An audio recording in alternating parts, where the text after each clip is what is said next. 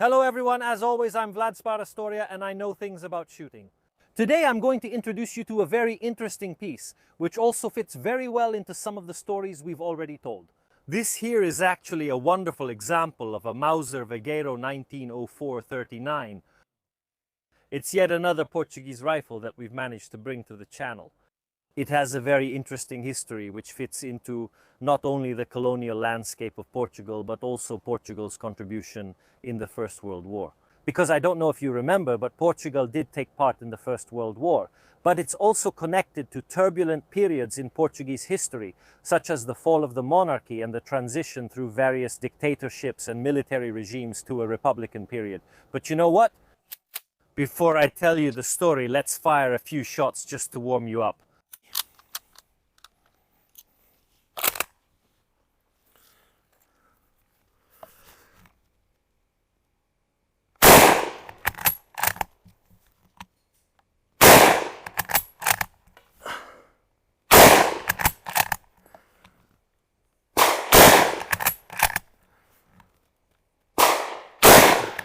First, we need to understand that before the First World War, Portugal was largely agrarian and still had a large colonial empire, or at least it still had a significant colonial empire. Even though pieces were slowly starting to break away, like Brazil, for example. However, it did not have the industrial capacity to produce modern weapons. So any weapon that Portugal would have adopted would have had to be produced by another nation, such as England, France, Austria, or Germany, and then sent to the other side of the globe and maintained there. Keep this in mind because we'll need it in a moment. The year 1986, as longtime fans of the channel already know, is an extremely important date in the history of firearms. In fact, in 1986, the French, along with the Liebel rifle, introduced the first smokeless powder cartridge. Smokeless powder, which greatly increases the range of small arms, will allow for a whole series of technological revolutions, such as self-loading weapons. Unfortunately, in 1986, just before the introduction of the Liebel, Portugal had adopted what was probably the most modern black powder rifle on the market. It was the Kropacek 1886, an Austrian-made weapon that we were lucky enough to see on the channel. Definitely one of the rarest weapons we've managed to bring. So I recommend you check out that video. But if you don't have time, just know that the Kropacek, even though it used black powder, used a round that at the time would have been considered small caliber. Because 8mm compared to the 10 or 11 that were standard for black powder ensured a flatter trajectory. And a flatter trajectory means accuracy at long range with a tubular magazine, so a modern repeating firearm. Someone could argue that the Mannlicher 1886 was even more advanced in its magazine, but maybe not in its ammunition. The fact is that Portugal had made this big investment to equip its colonial troops with this brand new weapon when the French arrived with their new weapon. On one hand, the Portuguese found themselves with a rifle that was already obsolete because of its ammunition, but on the other hand, they had an advantage. If we really want to get a bit nerdy about firearms, there are two generations of bolt-action rifles with smokeless powder. The first, developed immediately after the introduction of the Bell. I'm thinking of weapons like the German Gewehr 88 weapons like the Mosin Nagant or the Italian Carcano. But then there was a second generation that corrected the mistakes of the first. I think first of all of the Mauser 98. Having just adopted what was at that time a state-of-the-art rifle, which turned out to be obsolete just a few months later, Portugal had to make very careful choices. As a halfway measure to have something in particular, for the troops in Europe, the better quality ones. They would buy the Mannlicher 1893, a derivative of the Gewehr 88, very similar to those produced by the Austrian company for Romania. The Kropaceks would go to the colonies, while the first choice weapons, quote-unquote, would remain in Portugal. However, this solution was an intermediate one, and Portugal wanted to standardize its armament. At the beginning of the 20th century, a process began to adopt a new smokeless powder rifle. There were many designs competing in this contest. The Gewehr 98, the aforementioned Mannlicher 1893, the Mannlicher Schönauer, and a French design that would go nowhere. An improvement of the Berthier by a certain Dodeto, Captain Vergueiro, also entered the domestic competition, a captain who was on the commission that had to choose these rifles. Do you remember the context where we started, that Portugal had many colonies and these rifles had to be sent to these distant colonies? The simplicity of the weapon was a big advantage. Vergueiro gave up his place on the commission. He gave up his role as an officer in the Portuguese army to avoid a conflict of interest. He was so convinced that his rifle, his design, was better than all the others. Because it was a design that took what was good from the other competitors in this selection and combined it into a package that could interest the Portuguese. The Portuguese actually chose the Mannlicher Schönauer at first, however this competition was cancelled. In particular because rumors of corruption reached the Portuguese government and public. Steyr was very interested in selling their rifle, their Mannlicher. Note well, in this same competition that was cancelled, the Vergueiro came in last, but it probably came in last for political reasons.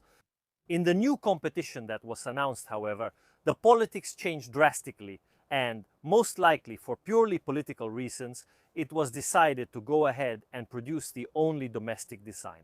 Produced by Deutsche Waffen- und Munitionsfabriken, the old Ludwig Löwe of Berlin, the Mauser-Vergueiro 1904 would become the new standard rifle of the Portuguese army. There were many small elements of Mauser in this design. In fact, what Vergueiro did was take some elements from the Mauser, like the safety, the magazine, the sights, and combine them with an action. Gewehr 88 or Mannlicher 1893 or any Mannlicher for export to make a weapon suitable for Portuguese needs. From the Gewehr 88 or the export Mannlichers, he kept the receiver and the bolt, roughly speaking. These weapons were chambered in a very particular caliber. The 6.5 Vergueiro, a caliber you've probably never heard of, and today is completely unavailable, used only by the Portuguese. An interesting little note is that some Mauser-Vergueiro rifles were assembled in later years from a series of parts that had been left for Brazil, but this time chambered in 7x57 Mauser. The Mauser-Vergueiro saw World War I, as I mentioned. First of all, just think, they were officially adopted by South Africa. In fact, South Africa bordered what is now Namibia, which was a German colony, and it lacked the weapons needed to invade it. The English were a bit too focused on Europe, and the short magazine Lee Enfields wouldn't arrive for many years. But South Africa bordered Mozambique. Portugal at that time was not yet in the war, so they sold 25,000 Mauser-Vergueiro rifles to South Africa, which were officially used in the invasion of present-day Namibia, or as it was known then, Deutsche Südwestafrika. However, there was another large colony on the African continent, Deutsche Ostafrika, which is present-day Tanzania. The campaign in Tanzania, in Deutsche Ostafrika, is an extremely interesting topic because on the side of the defenders, the Germans, there was one of the most incredible commanders there has ever been. A true military legend, a very fascinating story that, if you haven't heard about it, you should do some research. Maybe one day I'll tell you about it myself, but it's incredible. It's the story of Lieutenant Colonel Paul von Lettow-Vorbeck, the last German general to surrender in 1918, who, with just a handful of men, managed to keep hundreds of thousands of Allied soldiers in check. It is precisely in this context that the Mauser-Vergueiro will be used. And it will be used by the very troops of Paul von Lettow-Vorbeck, who, cornered in Tanzania, will do the only thing possible in Mozambique. If you can't defend yourself, attack. Consider that when Paul von Lettow-Vorbeck surrendered in late November 1918, after learning of Germany's surrender in Europe, the main weapon he had was actually the Mauser-Vergueiro captured from the Portuguese. And here we could end our story. Here we could end our story if it weren't for the fact that what we're testing today is a Mauser-Vergueiro 1904-39. In fact, in 1939, with the Portuguese adoption of the Mauser 98, we've seen this on the channel as well, the Portuguese Mauser, it became necessary to standardize the ammunition. A program was decided to convert all Mauser-Vergueiro rifles to the new ammunition, obviously the 8mm Mauser. By shortening the barrel of the rifles to have the same trajectory as the K98, the Mauser-Vergueiro 1904-39 was created. Almost all the rifles were converted to this new standard, so the original Vergueiro rifles, the original Vergueiro 1904-39, except for 2,000 units that were in Mozambique and were not converted. The Mauser-Vergueiro 39 is already relatively rare. An untouched one from 1904 is a gem for any collector. And this weapon also saw combat. First of all, it saw combat which many forget in Timor. There is a small nation that borders Indonesia on one of the islands that make up those archipelagos, which is East Timor. East Timor was a Portuguese colony, and East Timor was occupied by the Japanese in World War II, even though Portugal officially never entered the war. The troops that were present there tried to defend themselves against the Japanese, and so the Mauser-Vergueiro was used. The Mauser-Vergueiro would reappear in India in the 1960s when India went to occupy Goa, the last Portuguese colony left there. The Portuguese gave the Mauser-Vergueiro to the local militia, but since the issue was resolved politically, it was never used or fired. Politica, non verrà sparato un colpo. Finally, the Mauser-Vergueiro would be widely used in the colonies, in the former Portuguese colonies, in Angola and Mozambique. So much so that from those areas, every now and then, a photo surfaces of weapons captured from guerrillas or insurgent groups, and there's regularly a Mauser-Vergueiro among them more than 100 years after their production. However, it is still possible to see it today in Portugal. In particular, it is used to a limited extent in some ceremonial roles during parades and similar events. So let's move the camera, let's take a closer look at how it's made, because it's very interesting as it's a combination of two or more designs, and then of course we'll try it out. Here we are finally taking a close look at this wonderful Mauser-Vergueiro. First of all, as always, let's take a look at the markings, the stamps, and the symbols present on the weapon. First of all, a beautiful symbol of King Carlos, the king who actually commissioned these rifles in 1904. They were built, as you can see, by Deutsche Waffen- und Munitionsfabrik Berlin. The DWM, previously known as Ludwig Löwe, was one of the largest arms conglomerates ever, perhaps one of the largest to ever exist in history. By the way, for example, Mauser was owned by them, even though on paper it might seem like a separate company. It was all their property. They had a lot of other arms industries in that group. However, the model designation is outdated since it says Espingarda Portuguesa. And the old 6.5 caliber, because as you discussed, these weapons were in 6.5 Vergueiro, but this particular model and the vast majority of these circulating models are all of them. The 1939 conversions to 8 Mauser. How can we tell it's a conversion? It's actually pretty interesting. Also from the rear sight, because as you can see, the rear sight has been cut. Right here where the numbers are, as you can see, they're halfway because it was cut off since the new ammunition, the new 8 Mauser Spitzer bullet, unlike the 6.5 Vergueiro, had a flatter trajectory, so you needed less elevation for the respective distances. This is a very visible feature of the conversion, so it's not a mistake that the numbers are cut, but rather it's a result of the conversion itself. We also have serial numbers that are marked on various parts of the weapon, even on the safety. As you can see, there are the last digits of the serial number. Let's start the actual tour of the weapon from the front, where we have the front sight post behind these large protective wings. This was not present on the original Vergueiro, just as it was not present on all export Mausers. This was added after the experiences of the First World War, where the thin sight notches were often damaged in the difficult conditions of the campaigns. We have it in the difficult conditions of military campaigns. Below, we have the cleaning rod and a bayonet mount. Going back, we have a first band with a sling attachment, a full-length handguard, and as we've seen, the adjustable sight ambitiously marked up to 2 kilometers. In the center, we find the heart of the weapon. We'll get to how it works and how it's made in a moment, the trigger and the stock of the weapon. The controls are, besides the obvious bolt handle, there are essentially 3.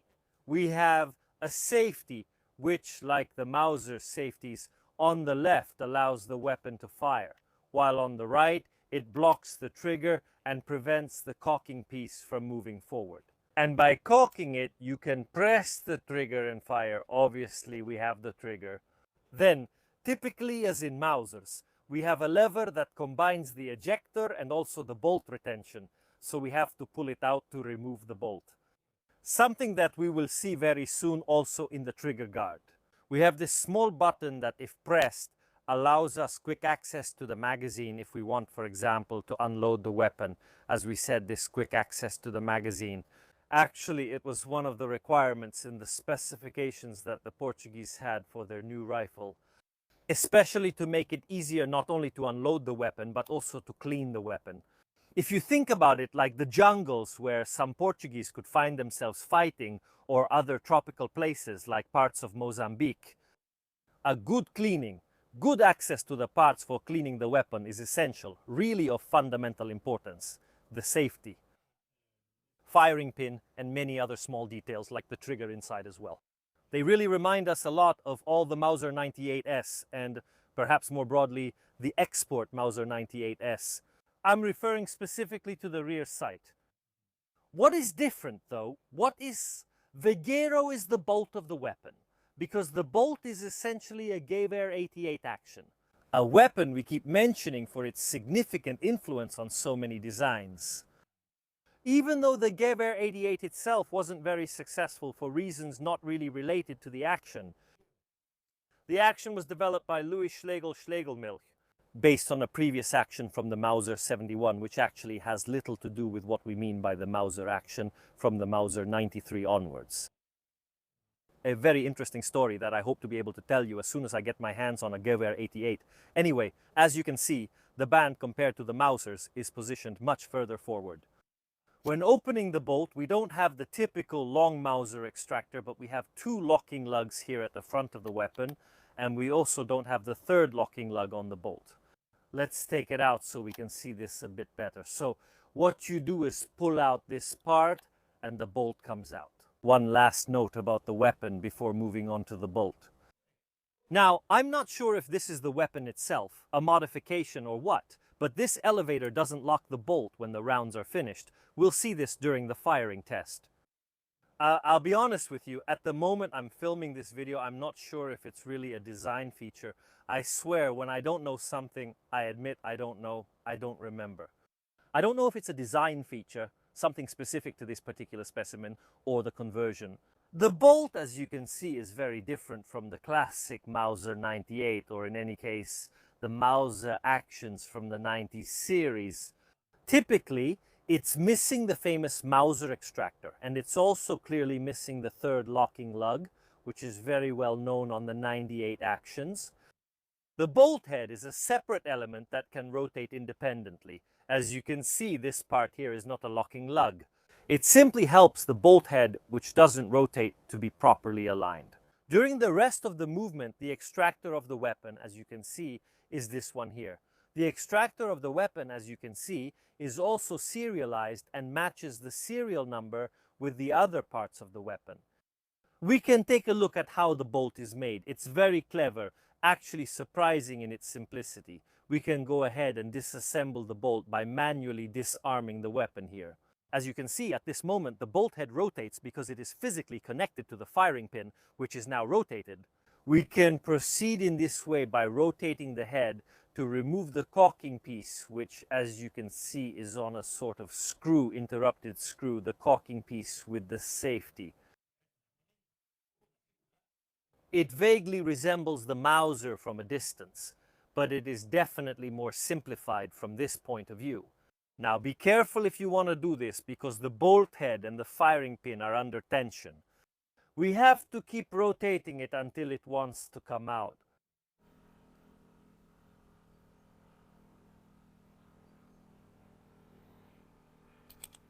Here it is. Once it finds the right spot, it comes out like this. We have the body of the bolt, properly called the firing pin, which, as you can see, has its groove and moves in this channel. As for the bolt head proper, this is just that. A bolt head, unlike the Mosin, where the bolt head also has the locking lugs. This is not a part, let's say, functional for gas sealing. It's very clever, this thing, a separate bolt head. In case of headspace problems with the weapon, you just need to change this part to a larger or smaller one. This is something that Enfields are very famously known for. Here is the massive firing pin, along with its massive spring. The bolt body, which, despite having some relatively complicated parts like the locking lugs, for example, is ultimately a shaped steel tube, as you can see. It's not super simple, it's not like a Mosin or a Carcano, obviously, but it's definitely simpler than the 98 action. Very, very nice from this point of view. Here, actually, this is the bolt disassembled from a distance. I repeat, the Mauser-Vergueiro, even from the name, really reminds us of a Mauser, but it's a Mauser more in the small details than in the mechanical action of the weapon. For this reason, generally speaking mechanically, the Carcano is much more like a 98 action. Let's reassemble the bolt. Which, by the way, you can't put in the wrong way because, as you can see, it has a small notch here that has to match this shape on the firing pin, so we can put it in. We put the spring here. You'll have to struggle a bit with the spring, but we can insert everything into its proper position.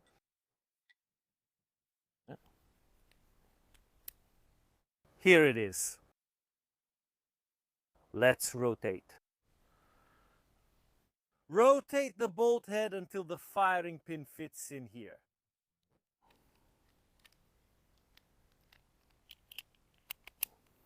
Here we go. Now, sorry for the cut. The last part is particularly difficult, maybe the only problem with this system. I put on the gloves if they don't slip, but we have to do it at the same time.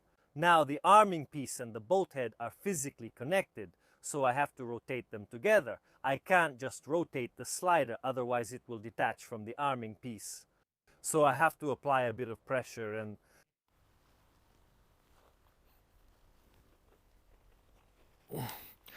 come on, it's there. Come on, it's there. Ah! Here we go. I can take off the gloves and now I can finally reinsert the bolt into the weapon. Very nice. Let's go try it out. And here we are.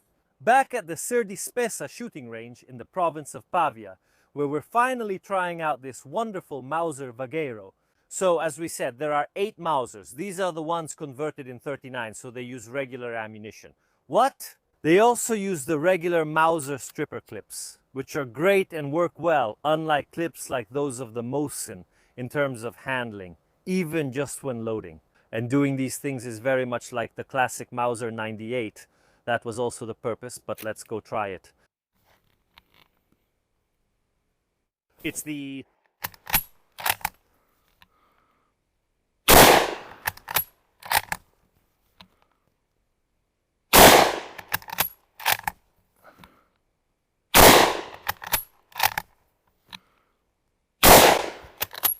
And obviously we're out of rounds now. Knowing one thing, let me load another clip. They're so convenient, and I'll tell you right away what I think, my first impressions.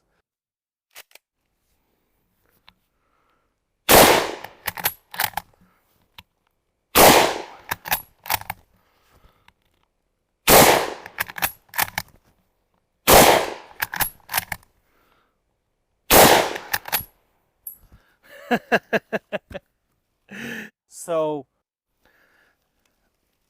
apart from the fact that this specimen is really in excellent condition, but as for the cycle, it works very delicately.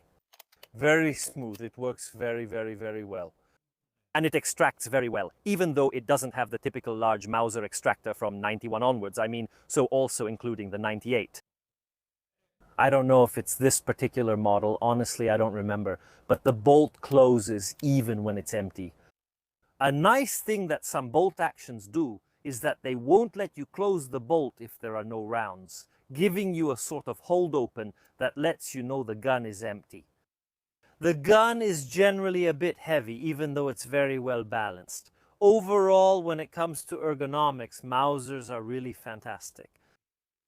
The worst thing, like with all Mausers for some damn reason, which would make it a much more perfect weapon, and there are people who have made better Mauser systems from this point of view, like the P14, is the sights. The rear sight is really tiny, and the front sight is really small and thin, so when you aim, yes, they're beautiful sights, with which you can win long-distance shooting competitions. But, as experience teaches us, as the trench warfare of the First World War and the mechanized warfare of the Second World War teach us, the battlefield is not necessarily a shooting range, a target range. Let's reload and try again.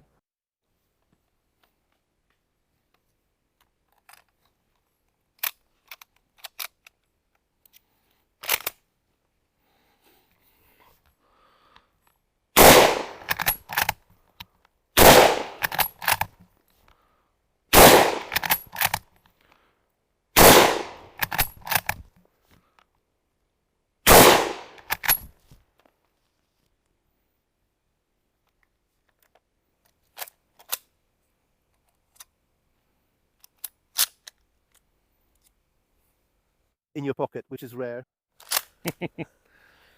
Let's see, these aiming sights are very small. Yes. Urca. Yes.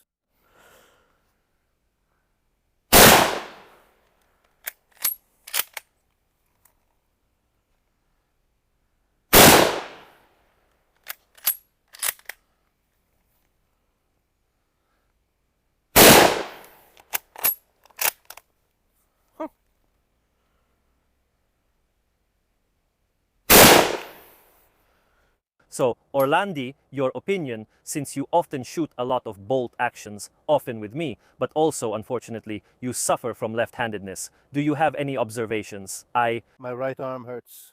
On the right? No, yes, it's a nice quality rifle. It really aims, really precise, yes. Very thin, very precise. If you want to win the Extraordinanza competitions, these are interesting sights. Even with a diopter sight, it would be 10 times better. Yes. The question is why it doesn't have a diopter sight, but you have to ask Mauser about that, not these guys, not these ones here. It's nice. For being such a simple boat, it's very smooth. Yes, it's surprisingly smooth, because if you think, for example, about the Mosin and the Carcano, which are also pretty simple bolts, they scrape a lot. Exactly. While this one is very, very smooth. Exactly. No, this one is superbly made, I have to say. Yes, no. But it's very well made. You can tell it's a quality weapon just by its finishes. Does it deserve the reputation of being the bastard son of Mauser or not?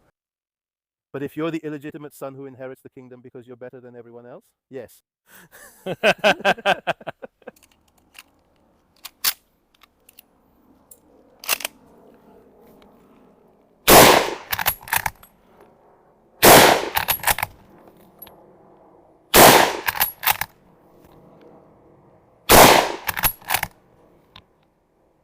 Yes. What? It deserves the reputation of the bastard child. What can I say? Apart from that, I'll tell you, the trigger is an excellent typical two-stage Mauser trigger. It's exactly the same mechanically, so it's very, very, very good. I appreciate several things about this rifle. I'll share them with you in my conclusion. I'll fire the last stripper clip of rounds we have and tell you what I think about it.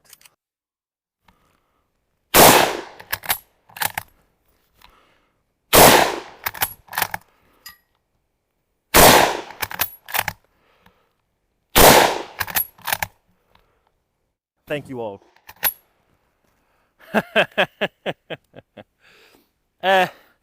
On one hand, it's a classic bolt action from those years. I mean, in the grand scheme of things, it's not particularly different from other Mausers or these kinds of weapons. However, maybe it's also because this specimen is in almost immaculate condition. It's performing very well. It really performs very well. And on a, let's call it, logistical level, the fact that the bolt and these components are simplified compared to the classic 98 makes it also an interesting choice, logistically speaking, in terms of production. Because there are those who might think they see Mauser-Vergueiro and think a small nation took the Mauser and made something strange out of it. But there are those who might say that they took the Mauser and improved it. They improved it for their own needs. In a way, simplifications, because this is actually a simplification of the Mauser, don't always mean it's worse. It's a weapon that really surprised me in a positive way today. And poor thing, it's often ignored, maybe because it has a strange name and it's Portuguese, but this weapon has my respect. I hope this rifle has your respect as well. In the meantime, I want to say goodbye and thank everyone who makes these videos possible, like the owner of this weapon who came here today just to let me try it and film it. Without the contribution of people like you, these videos wouldn't be possible at all. If you want to support the channel, consider subscribing or buying the t-shirts. They help immensely simply to pay for the shooting range where we're filming today. Also, consider checking out my sponsors' pages. That is ProApto, who makes those beautiful targets for us, and also Vector Optics, with whom I've been collaborating lately. That also supports the channel if you feel like it. But above all, don't forget to leave a like, a comment, and to subscribe to the channel. Google and the sect of reptilians who run it really don't like firearms at all. With firearms, in fact, we could repel an invasion of giant alien snakes, and they really don't like that at all. Mark Zuckerberg himself, even though he's from Facebook, from Planet Meta, has recently admitted that Facebook, simply under pressure from the democratic government of the United States, has carried out some rather particular censorships. So it's not a nice thing, but how do we show that we really love these things? Like, smash that like button. As usual, we'll see you next time.